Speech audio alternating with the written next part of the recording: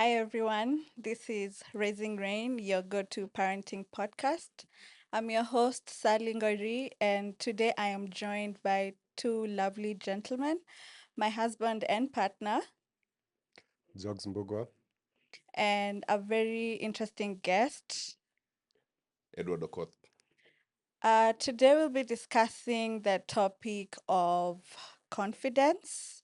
And before we get to the topic itself, I'll let Edward give himself a better introduction, tell us about his book, and why he chose the topic that he chose. Thank you so much, Sally. Thank you for having me here. Thank you, Jogs. Uh, for the listeners and the viewers, Jogs and Sally are my very close friends. We've known each other for a long time. Yeah, my name is Edward Okoth. I'm an author, speaker, and a confidence coach. I'm the author of Bila Shaka, Living Without Doubt.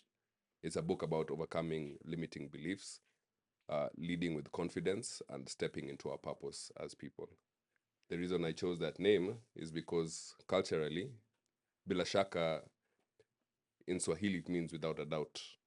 So I resonate with it greatly because as an African and someone who's grown up in an African society, a lot of the things that I see limiting us are the doubts that we have in our minds. So I chose that name very intentionally. The ideas in the book, a lot of them are grounded in African identity, neuroscience, spirituality, and yeah, we'll discuss about it as time goes. Okay, thank you so much, Edward. I can't wait to dive into this. Um, so we'll just go straight into the questions. When you think about confidence, what's the first memory or moment that shaped your own sense of it? Wow, that's such a good question. There's this vivid memory I have when I was very young. I think I was like 7 or something, and I had gone for some science competition. I think it was like a district science contest, and I remember being number one in the district in science, but thinking at the time that these questions were so easy.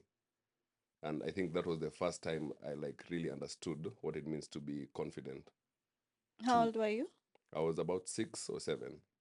Nice. Yeah, and I believe part of the reason was because my mother identified at a very early age that I loved to read, and she would give us these books on science to devour.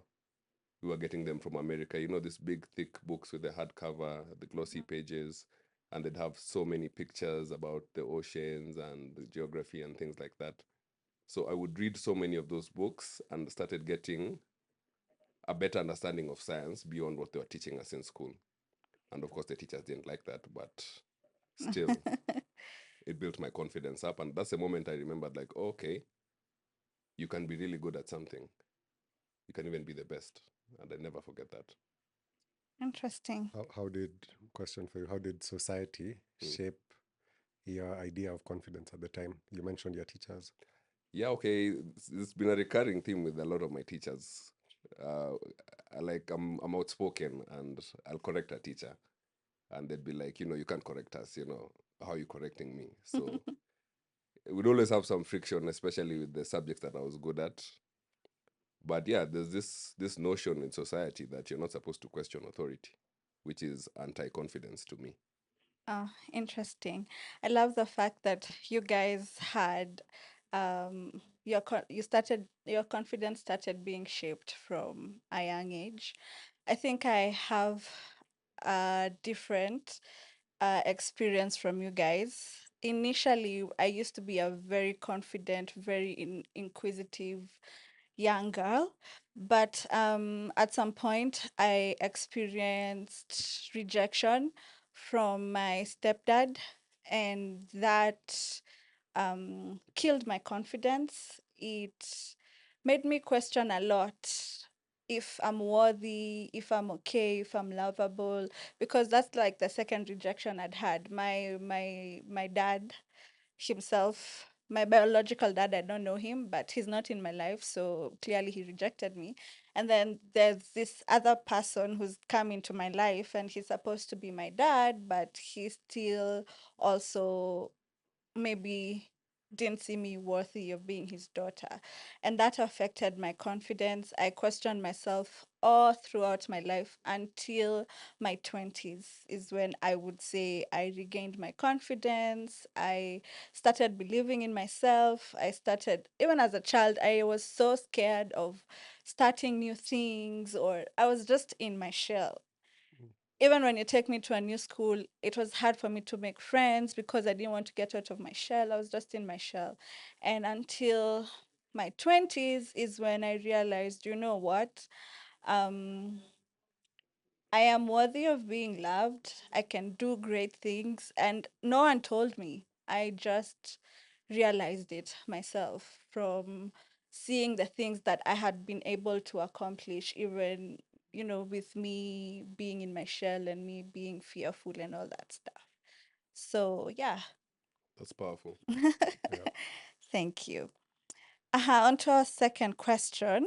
Edward, can you share a time you felt completely out of your depth but pushed through? Wow, I'm feeling out of my depth here. No, I think when you try new things constantly, Yeah. you'll often find yourself out of your depth. Uh, one one instance I remember vividly is when we were starting our first startup. It was a mobile app company. It's called Turn Up. Download. Um, I'd never worked in tech before. I didn't know anything about programming. I didn't know anything about databases. I didn't know anything about starting companies because I was still in school and I was studying law at the time. So I really had no idea what I was doing, but I had the determination to see the project through. I had the confidence, that the willingness to learn what I didn't know. And yeah, that saw me go from being low in confidence and not trusting myself, learning the process. And now every other project I approach, I still carry it with me. Interesting. How about you, Jugs? Same like Edward. Still out of my depth right now, every single day. So I personally believe if you're not in the deep just a little, then you are in the wrong place. My dad often says it's time for you to swim in the ocean. Stop swimming in the pool.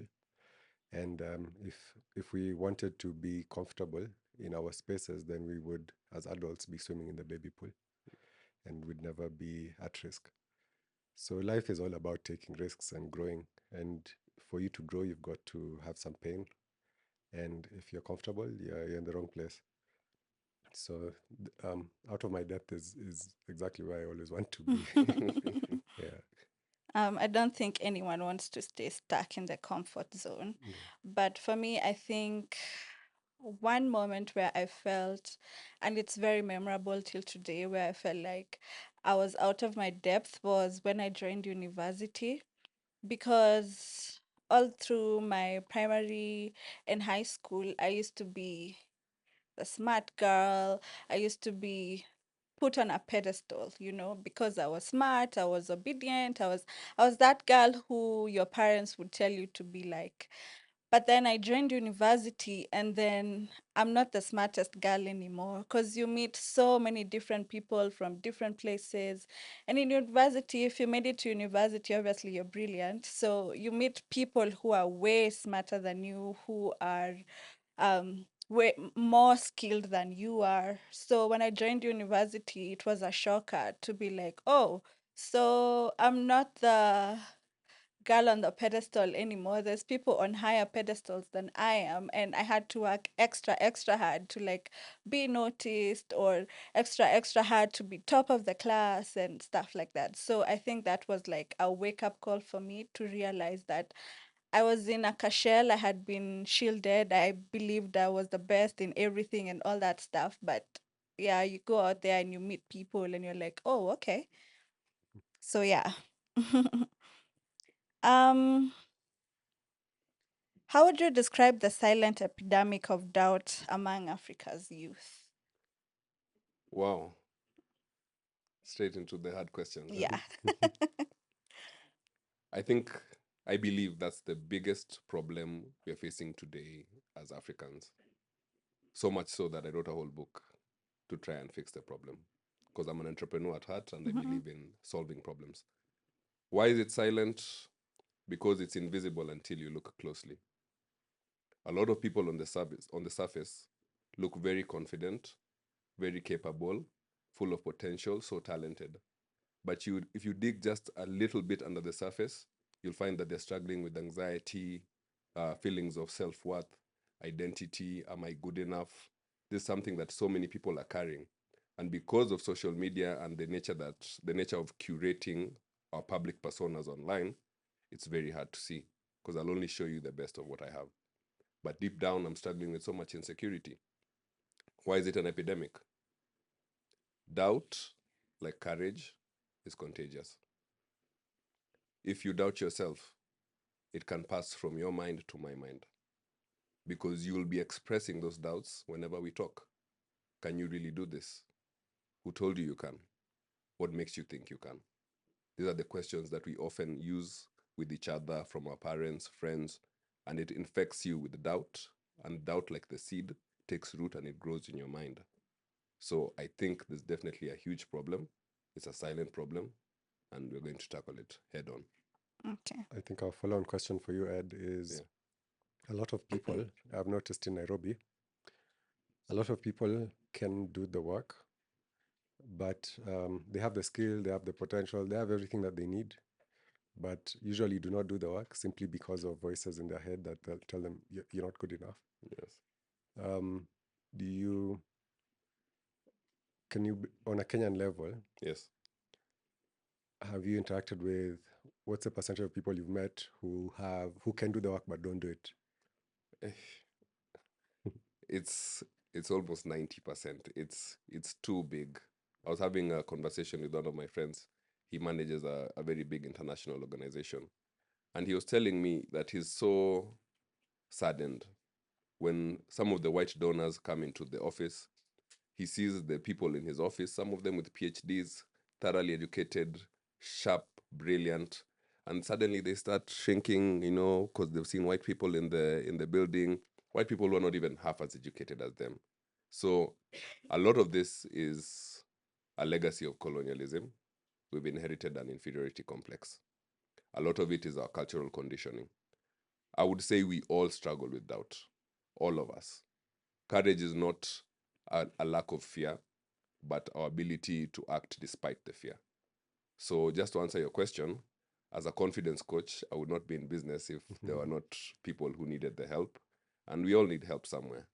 I have my mentors, other people have their mentors. I have my coach, your coach has a coach. So, yeah, it's a problem, but we can fix it. Also, a question for Sally, actually, both of you. Do you guys think that people called out something else? So they blame other things rather than just say that I am afraid that I might have the potential to do this, but I'm just scared. And they say, I was busy, or yesterday I couldn't, I had stuff to do. As entrepreneurs, how do you see doubt manifest in the workforce? I'd say, yeah, avoidance, Mm. because you are afraid of doing it, so you dodge it. You make up excuses to not do it, also because you're just afraid. And I think people are afraid of failure or being embarrassed or trying. And I don't think any great person was brilliant just like that. They tried and tried and tried and tried until they got it right. So yeah, just don't be afraid to do it. Don't avoid it. Just do it. What's the worst that could happen? Just do it. Mm. Nice, nice. Brilliantly answered, Sally. I write about this in my book. Doubt takes on many faces. My favorite one is wisdom. Doubt often comes cloaked as wisdom, prudence, you know? Let's just wait and plan. That's one of my favorites. You know? Let's consider all the options. Mhm. Have you thought this through? No, no, maybe now is not a good time to start a business. Have you seen the economy? Mhm. The president is going mad. This is not the best time to do what you want to Mhm. do. It often looks like good advice, and that's why it's so dangerous Yeah. because it comes from the people we love most of the time. So doubt can often look like wisdom. So you have to really see it to know it's there. Do you think that the education system and teachers play a major role in our formative years as children to plant these seeds of doubt. Both of you. Sally, go. I think they do. Speaking from my own personal experience, I was always afraid. Even in school, I was always afraid. But no one noticed, no one cared. Um, you tell me to do something, especially public speaking, I lose my voice. Immediately I stand in front of people and I try like I can't talk because my voice just disappears. What are you told? Move to the back. But that won't be addressed. No one is gonna try and tell you, oh, it's okay. You can work on it. You can be confident. Nothing. You can't do it. Move. Somebody who can do it, come. So I think that also plays a part. If teachers could notice, oh, this kid is lacking in this area and actually try and nurture them and try to build their confidence, then I think even the society today would be much, much more different. But especially for us who went to like public schools where you're like 50 of you, the teacher is gonna work with those who are willing or those who are already capable of doing it, and then you who cannot do it, it's up to you to figure out how to do it by yourself. No one is going to be there to try and nurture it or try and encourage you or stuff like that. So, yeah. I think that's so well said.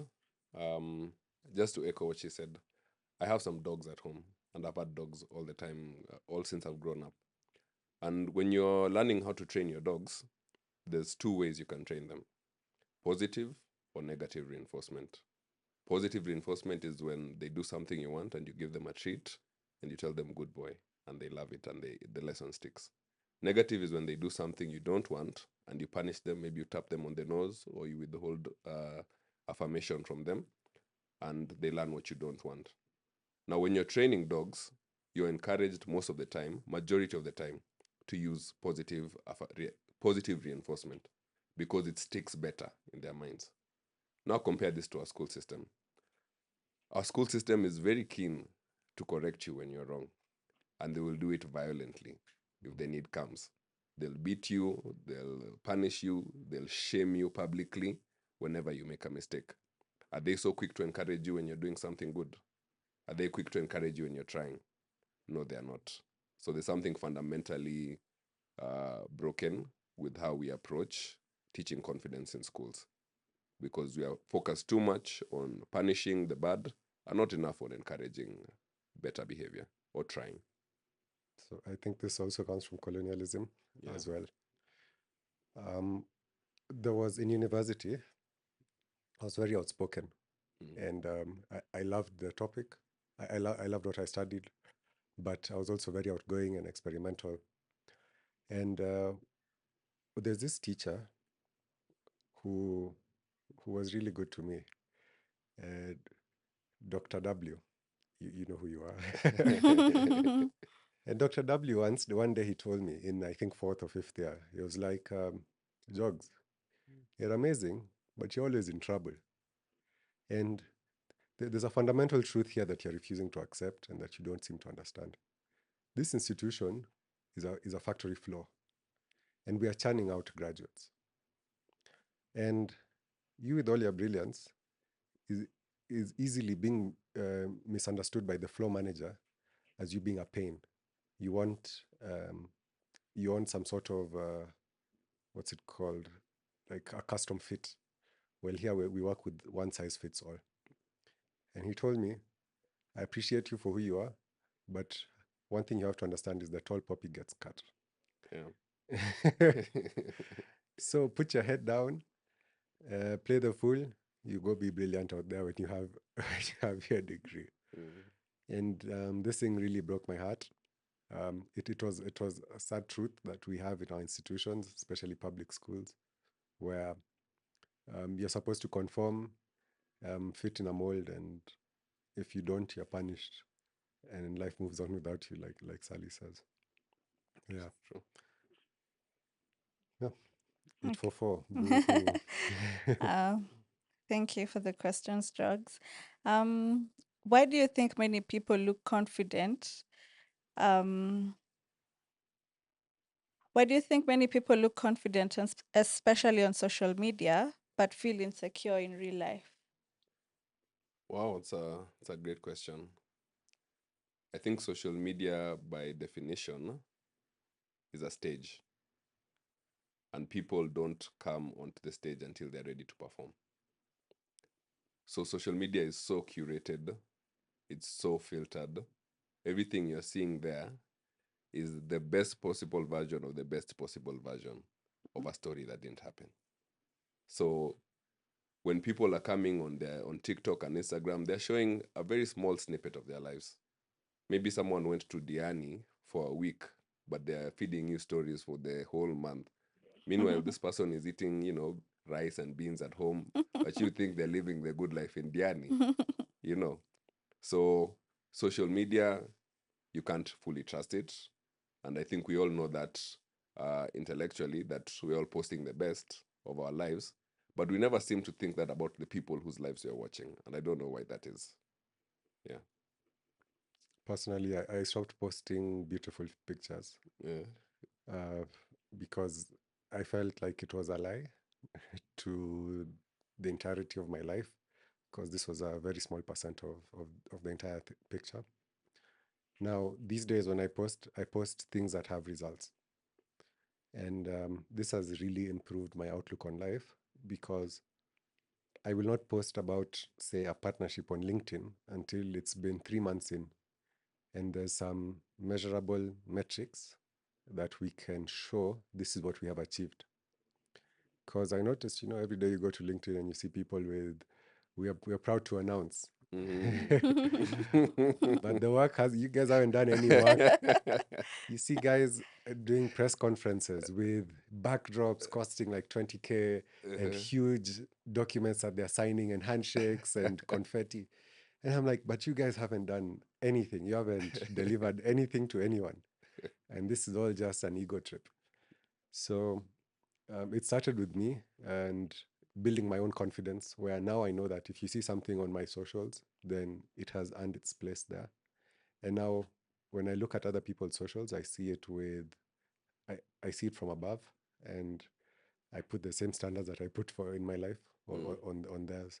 So as beautiful as your pictures look, they don't really affect me if they don't have metrics. Too much truth jokes. For me, I tried to post both sides. I tried to post the good, the bad, and the ugly, so that people don't feel like I'm just showing the best side of my life. I tried to balance things out and post, oh, something good is happening in my life, or oh, my life is in the gutter right now. So people can be able to relate with me as a person, because my life is not a bed of roses all the time. I go through it also. So I try to be vulnerable so people can also maybe learn from it and also try to be vulnerable as well. Yeah. Wow. Do you think, Sally, that men are not vulnerable enough? As you answer these questions, I feel like Edward and I are giving a lot of professional answers, and Yeah, you guys are not getting to a personal level. Like, hmm tell us about your personal stories, hmm because it seems like it's so business-like. This is a family show. We want to see the raw side of you guys. So get in touch with your emotions. Ask us personal questions. hmm You asked us Okay. about the state of society, yeah. schools. Okay. Yeah. Hiya. So, what are the most common sources of self-doubt you've seen in African youth today, and also in regards to your own children? Okay. Wonderful.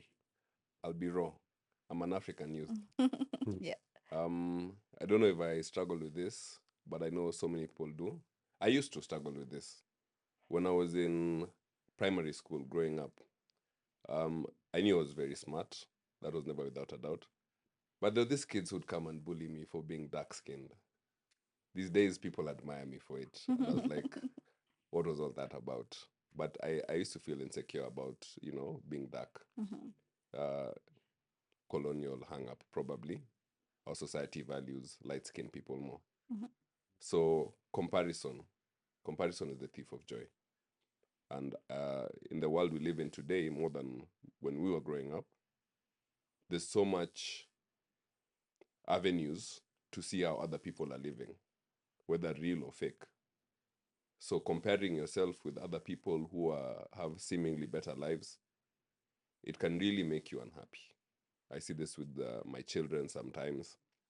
Like, I'll give them something that they want right now, and just the next moment when they see someone else with something else, they immediately start pouting and they're unhappy. Like, I want that, but like you were happy 5 seconds ago.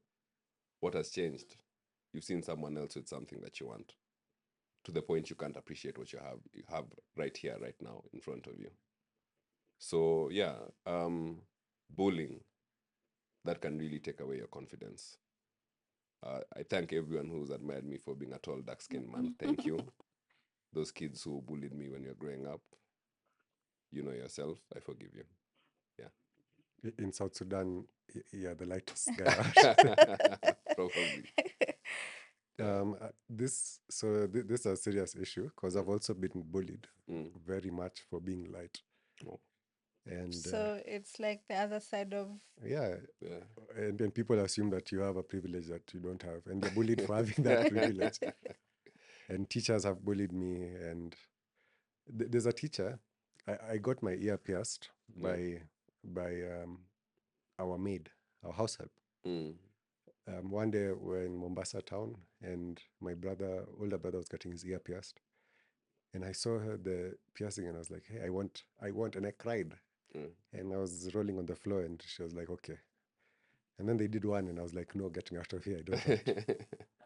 So there's a teacher in high school, who our biology teacher, who for 3 years beat me every chance she got because I had a piercing. And like, I try and tell her, it's already healed. It can't block anymore. There's nothing I can do about it. Yeah. And this happened when I was a child.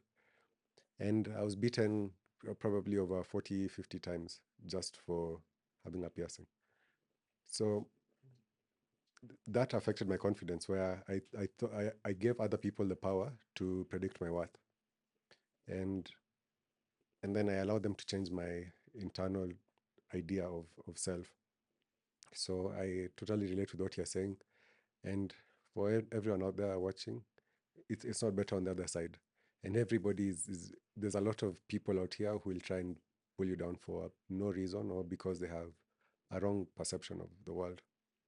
So I think yeah. when I thought about it a bit more and just hearing you say, I just wanted to let the world know that a lot of these people who want to tear you down is because they're feeling insecure inside. Mhm.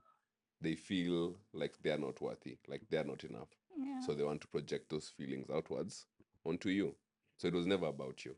It's also about you because they probably see something in you that they lack themselves, and Mm. they're like, yeah, I need to press his buttons, keep him down so that um, I look better than he does. Yeah. Yeah.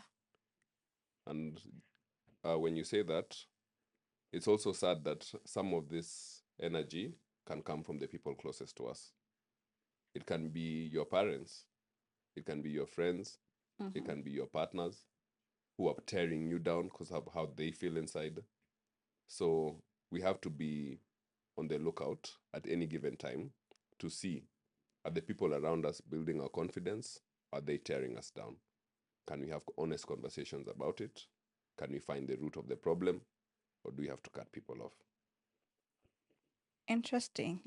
We've hit the 30-minute mark, so we need to move faster. But on that same topic, do you feel like the bullying shaped you in any way? Uh, Jogs, you go first. Yeah, the bullying definitely made me stronger. It broke me a couple of times. And at some point, even after the bullies left, then I was left bullying myself because I chose to believe whatever they said. And it took a lot of time and a lot of introspection and a lot of learning to finally figure out that I choose my own reality and I'm the master of my own world. And all of these people are NPCs, not performing characters. So You are the star of your own story. You're the star of your own world. And we are all out here as AI bots in this world of yours where you are king. So please believe in yourself. And there are going to be good and bad bots. And the bullies, there'll always be something in life that's bullying you. But yeah, it doesn't, you have an innate good, you have Mm. value. Yeah, I think same with jogs. When you're a child, you don't have the tools to deal with it, to manage your self-talk, to reprogram your mind. So it can be really tough. I remember only when I was a young adult did I realize, oh, I don't feel internally how I used to feel. So self-conscious, so aware of my limitations. But I carried that for a long time. And until I was able to build my confidence through some of the things that I discuss in the book, I carried that with me. And even just a few days ago, my daughter was telling me how she doesn't want to stay in the school that she's in anymore. And I'm going to find her new school, a better one, because they were bullying her for being different. And I didn't know what to say. But I affirmed her and I encouraged her and I told her it's okay. It doesn't have to be that way. So it definitely affected me for many years. But I found my way through. And now we can share with the people who are going through the same things that it doesn't have to be that way. You can take what you can take the shit that they threw at you and plant flowers with the manure. Yeah. Have you Great. ever been a bully? Have I ever been a bully? Yeah, I've been a bully. I try to say I've been a constructive bully, because I used to play a lot of sports, and now I can see that a lot of the things in life it's how you take it. If you are not open to being criticized or you have some deep insecurities, what might be coming from someone else's criticism or just challenge for you to grow can be negatively received and you can count it as bullying. But if you have a resilient mindset, then anything negative, like I said, can be manure to grow flowers. So I think that's very important to still have people who challenge you without making it malicious. Just to see, are you in your comfort zone or are you trying to be better? Is this still affecting you? Can you laugh about how light or dark skinned you are Mm, without it being a personal attack mm. at your identity? Yes. Have you ever been a bully? No, of course, probably because we are all human. But a- all my life, I have been a supportive friend, especially to people who get bullied. And I always try and show them that there is more to life than other people's opinions. Um, yeah, I love people, and sometimes people pick that up as me taking like broken people and trying to fix them and help them out. But yeah, Okay. Let's keep our answers short. We are running out of time and we're still in the first segment. Yeah. okay. So, how do cultural expectations from family, school, or society play into this, into the idea of the youth having self-doubt and questioning their worth? And yeah, I'll talk for men. Mm. A- As um, as boys, you're taught to keep it inside, and whatever you're going through, if you can't hold it in, then you're less of a man, especially through public school. So this is one really serious topic that society I think needs to solve. A lot of Kenyan men go through depression, and a lot of young adults do not have anybody to turn to because the older men are in bars drinking or at work, or there's no outlet for men out there, especially among men. So this is a really big issue for Kenya and for a lot of patriarchal societies. And I really challenge everyone out there to create a safe space for the men and boys in your life from when they're very young. And if you're older, then be a point of support for younger people. And if you're young, look for support from men who you look up to, who are leading good lives. Well said. On my part, I think culturally, this is something I've experienced a lot with the people that I work with, the young people that I speak with on confidence and issues. There's a lot of expectations from African households about what success looks like. Certain careers like lawyer, doctor, engineer, that's success. Go to schools, success is very narrowly defined. How well are you performing in school? What are your grades? And what are your grades compared to other people's grades? So I think we need to have a broader definition of success as a society. You, as a parent or as a society, if your child wants to not be a lawyer, engineer, or doctor, they are not automatically a failure. There's so many other careers, so many other careers. Mhm. And for the schools, we talk to them about we talk about these things in the seminars that I do with the schools, the keynotes I present. That there's more to academic life than just passing grades. How are they doing in their co-curricular activities? How are they doing in their passion projects? How are they developing their innate talents, skills, and abilities?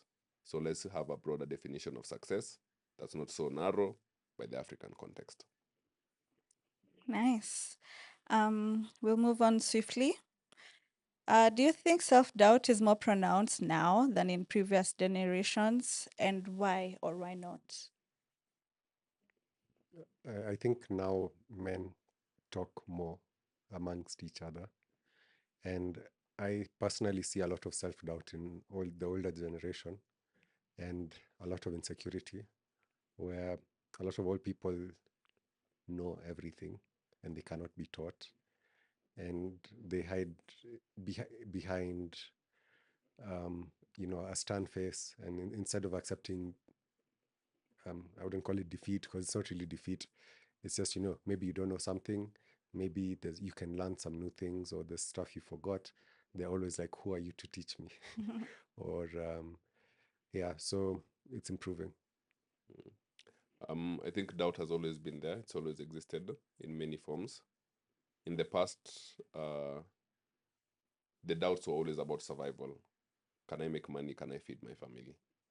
Now, with comparison culture, like we talked about, there's so many other things to doubt yourself about. Do I have the right hair? Do I have the right clothes? Am I living in the right neighborhood? So while I think doubt has always existed in one form or another, it's a bit more pronounced now because there's too much comparison from the interconnectivity we enjoy. Thank you so much, Edward and Jogs. Um, how do our schools currently approach the idea of building self-esteem or confidence? And let me add the other questions so we answer them both. And how are they failing to teach about confidence? Mm. I think right now, because I do work with schools, the school system thinks that confidence is a byproduct. You install discipline, you install academic performance, and confidence should flow out magically. This is not always the case. Sometimes it's the case. But confidence has to be nurtured, like you said. You need encouragement, you need affirmation, but most importantly, you need experimentation. Because what if the things that school has provided for you to be disciplined and successful at are not the things that you are born to do? Are they, how are you going to discover that within the school system? I know some schools offer this, a lot of the international schools or some of the other um, some forward-thinking schools offer this. And I think if all schools had a way of finding out this child, what are their personality traits, what are their value system, what are their innate abilities, how can we get that out? How can we encourage experimentation? How can we reward trying and not just punish failure? Because if you don't take the risks, you can never build confidence. Thank you, Edward. Yeah. Okay. Thank you, Edward. Um, how can we as parents and teachers and community, also people in leadership position, create spaces where young people can take risks without fear, shame, or failure? You can also attribute it to how you do it at home with your own children. I let rain fall. And I let him cry and and I let him reach for things that are just a little bit out of reach. And it is the most beautiful thing to see, to watch him try. And today he tiptoes and he doesn't reach it. And then a week later he tiptoes and he reaches it. And you can see the resilience grow over and over. So on a couple 2 days ago, we were we were out in the farm, and there was an avocado tree. Mm. Visiting Sally's grandfather and grandma, and this avocado tree, Rain went and he reached up and he tiptoed and he really tried and he couldn't reach the avocado. This kid is 1 year and 5 months old. Or 1 year and 4 months old. And he went, wow, dads. So he went and he picked up a stick. He figured that since I can't reach this, I need to find a tool. And he tried to hit that avocado down. 1 year and 4 months. And that was really, really, really inspiring for me, that he could think for himself, he could fail and still try again and try and change his circumstance. So it's a bit of a hustle telling our help, let him cry. And for her, she's just trying to make him as comfortable as possible. Mm. But as a parent, I love it when he fails and tries again. And when he, and without you interfering. yeah, Yeah. Yeah, I think he said it perfectly. We need to give our children the freedom to fail, to try, to experiment, to fail, and to see that the world doesn't end when you fail. I think that's the most firm foundation for confidence. Okay. Thank you. Um, what practical exercises or habits can help young people develop lasting confidence? Mm. I'll speak for myself. I think every young person should be training a few times a week, run, lift heavy weights, develop a disciplined practice that you can stick to. This allows you to build a sense of integrity with yourself, because you know that when I say I'm going to do something, I do it no matter what, full stop. Because when you look at confidence, confidence comes from the root word confide. Confide means to trust. So someone with confidence is someone who trusts themselves. A lot of people lack confidence because they don't trust themselves. Why don't they trust themselves? Because they've had every lie they've ever told. So if you start telling yourself the truth and living that truth and trusting yourself that when I say something, it has to happen. When I say I'm waking up at 6 to run, I wake up at 6 to run. When I say I'm going to lift, I'm going to lift. You'll build a sense of integrity with yourself, and you'll be able to know, okay, I said I'm coming to this meeting, I'll be there because I'm not someone who lies to myself. When I say I'm going to achieve this goal, I'm going to achieve it because I don't lie to myself. So training, physical training, it's a game changer. Okay, so in short, people need to be um, truthful with themselves and they need to do something that gets like gives them a skill or something that takes them out of their ordinary life and out of their schedule. Like maybe you're just to going to school and coming home and watching TV and that's your routine and that's what you stick to, but you have nothing that you yourself have how do I put it? You yourself have taken upon yourself to do and commit to that thing. Yes. Okay. And do it over and over and over again. All right. Yeah. Um, how do we teach confidence without breeding arrogance? Should I take this? yeah, please. I think everything we do should be tempered with humility, because, like we just said, true confidence is about the truth. It's about being grounded in the truth of, I know who I am, I know what I can do. It's not about being better than you or better than this other person. So when the foundation of confidence is the truth and integrity with yourself, humility comes as a result automatically. Because every time you're struggling, for example, you gave the example of Rain trying to reach that avocado. The truth is he can't reach it. So he can never become arrogant. But if he was lifted to come and grab it and pull it up, he'll start hitting at your leg again. Give me that one, give me the next Mhm. one. Arrogance starts coming in. But when you're seeing yourself daily, and that's this why I like the training analogy, you can see your limitations in real time. Humility has to come as a result. So true confidence and arrogance cannot coexist. Okay. As we approach the end of the session, what role does mentorship play in building confidence, especially for youth who don't have strong support systems at home? Beautiful question.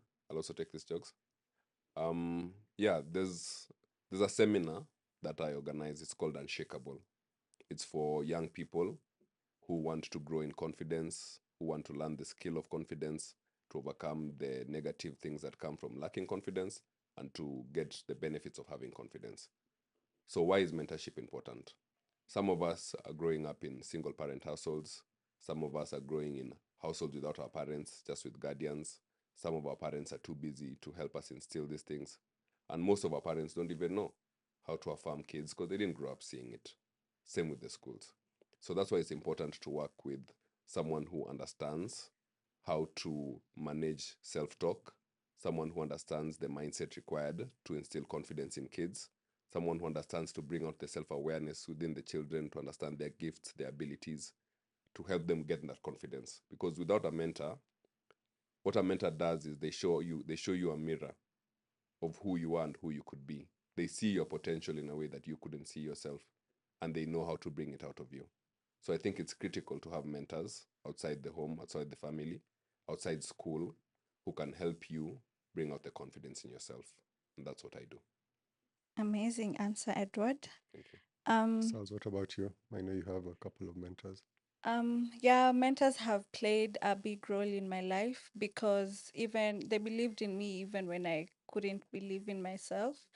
And it's important for you to have someone who sees that you are bigger than what you think you are, and they believe in you and they guide you and they push you towards it.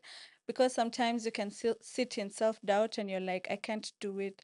But having someone in your ear always telling you, you can do it, you can do it, you will do it, it actually builds your confidence and you feel like, okay, I can actually do it. And you actually take steps towards doing what you really need to get to doing. So, yeah, mentors have played a huge role in my life. And shout out to Njoki Mohoho and Victoria Goro. Those are my two power sources that they keep pushing me, they believe in me, and they've led me this far. And I can't wait to see what lays ahead. Um, Beautiful. yeah, so what's one confidence building habit you wish you had started earlier in life? Um, I'm going to sound like a broken record, but training. I started pretty early, but I should have started even earlier. Parents, let your kids go to the gym. If they can't go to a gym, let them pick a sport, let them pick a discipline, and get really, really good at it. Okay. It pays forever. How about you, drugs? So there's this guy called Warren Buffett's partner, Charlie Munger. Chalimunga. Charlie Munger says that you'd be crazy to think that the world is waiting to reward and people who don't deserve it, undeserving people. Mm. The easiest way to be confident is to deserve it, and to get you'll get everything that you want and deserve. So put in the work, and if you deserve it, you will be more and more confident in yourself.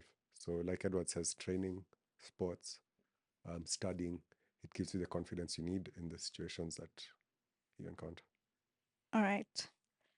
Um, for me, I wish I started. I used to be a reader, but then I dropped it at some point. But I wish I had continued reading. I've picked it up again, but reading has really grown my mind. It has grown my vocabulary. It has grown how I speak to people. So I think also it doesn't have to be physical. You can also exercise your mind. Uh, If a young listener feels stuck in self doubt right now, what's the first step they can take today? That's a great question. And I know so many people are dealing with that issue. I believe the answer is one: step into action. Doubt thrives in overthinking, it disappears when you take action. So take a small action for whatever goal or whatever thing that you want to achieve, no matter how small the action, even if it means setting the alarm, even if it means opening the first page of the book, even if it means calling that one person, calling two people, sharing the idea. Doubt cannot survive in the same place as action. You can also do something else. You can order Edward's book called Bila Shaka, aka Living Without Doubt. Perfect. Yeah. Or you can join Unshakable. Yes. Yes. By the way, Unshakable is happening on 16th August at Syokimau Country Club. It's open to young people of all ages, although teenagers are the most in attendance. So come, I'll be speaking there, and it'll be blessed. Do you do the Unshakable program for schools as well? Yes, we do the Unshakable program for schools, Yeah. and we're also working on Unshakable for corporate and leadership. Okay. Yeah. Nice. And on to our last question as we close this. Imagine a generation of African youth who all believe in themselves. How would that change our continent? Wow. Can you imagine? Can you imagine all the leaders of integrity who would not be afraid to run for parliament or for president or for governors? Mhm. Can you imagine all the startups that haven't been started or founded because the ideas are still sitting in someone's desk somewhere? Can you imagine all the recipes, all the businesses, all the books that haven't been written because people are doubting themselves? Africa will step into its rightful place as the powerhouse of the world. That's what I believe. Powerful. Drugs. Well, I think we're close. There's a lot of internet coverage, more and more people getting phones and learning that there's more to this world and to themselves than they previously knew or the system has taught them. And I hope and I believe actually that in our lifetime we're going to see this new Africa. And with programs like Unshakable and more youth playing an active role in shaping society, we are really close. I think the future of Africa is now, and we are, Africa is rising. Yeah. I see Africa with I believe with a youth like the we say like right now in Africa, majority of the people are the youth. Yeah. So if we have a youth that believes in themselves, I see us becoming a superpower. Like what's keeping us from becoming a superpower? I feel like Africa is looked down upon and we have everything. We have power, we have we have the labor, we have the minerals, we have everything to thrive. All we need is a people who believe in themselves and a people who are willing to do the job. And I see that. So I see a super Africa. Thank you so much, Jogs and Edward, for joining us today. But he jogs, I'm usually baby. Okay. Thank you so much, Babe and Edward, for joining us today. It was a lovely conversation. And thank you to our audience for tuning in. Please like, subscribe, and hit the notification bell. Can't wait to see you on the next one.